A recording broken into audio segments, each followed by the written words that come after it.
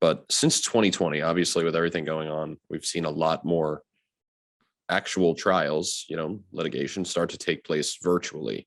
As someone who's been participating in trials for a lot of years, I'm curious what your thoughts are about the online trial experience. Does the convenience of it make it worth it, or is the virtual nature too restricting for lawyers? So I'm in the minority.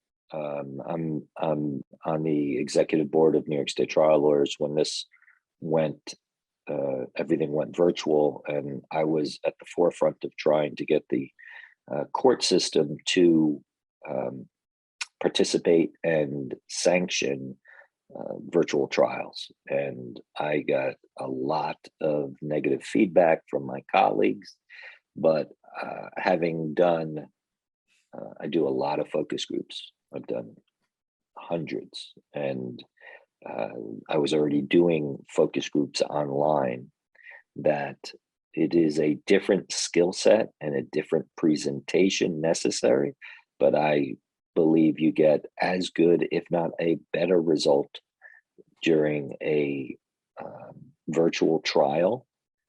Although in New York, they don't exist, but I definitely did some mock virtual trials.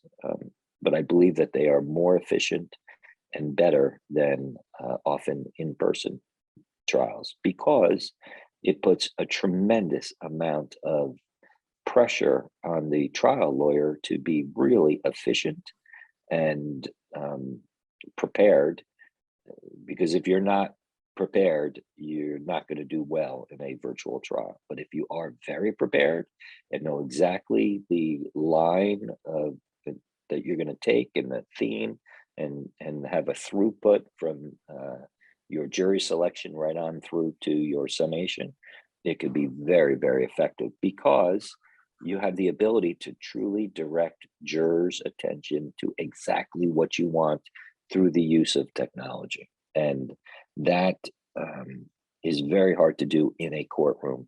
I just literally resolved a case yesterday after 3 weeks of trial, and it was not nearly as easy to keep their attention on what I wanted their attention on in the courtroom as opposed to on a computer screen.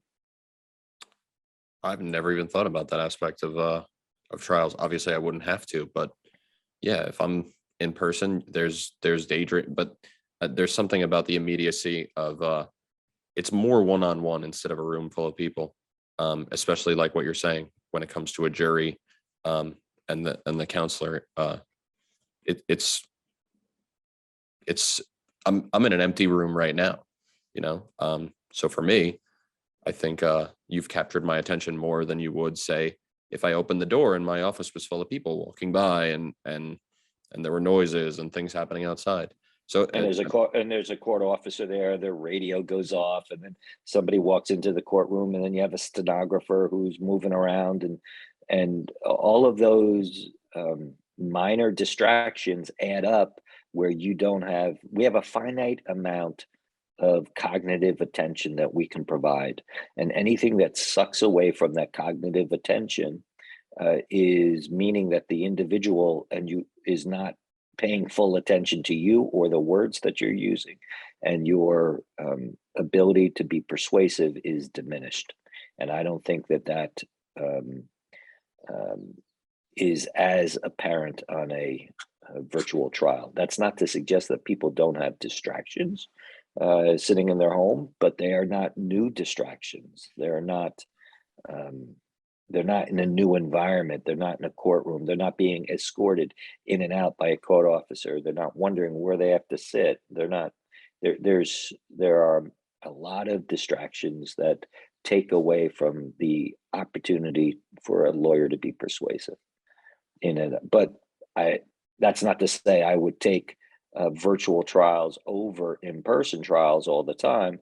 My position, and I still believe this, is that you can get as good a result with a virtual trial as you can an in-person trial.